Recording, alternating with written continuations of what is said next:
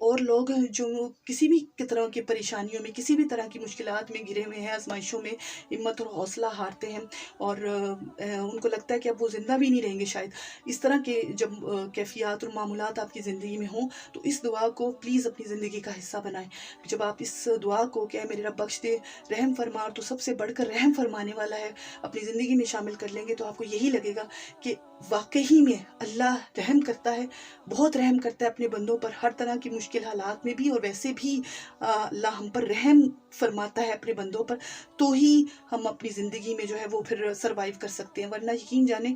جس قسم کے ہمارے معمولات یا ہماری خود کی خودتائیاں ہوتی ہیں، یا کوئی بھی کسی بھی قسم کے حالات ہم پر آ جاتے ہیں، تو اس میں بھی اگر اللہ ہم پر رحم نہ کرے، تو ہمارا زندہ رہنا بھی ہمارے لیے محال ہو جائے، ہم اس طرح سے جو ہے وہ ٹوٹ کر بکھر جائیں۔ لیکن یہ اللہ کا رحم ہوتا ہے، اللہ کی رحمت ہوتی ہے، جو ہمیں مشکل اور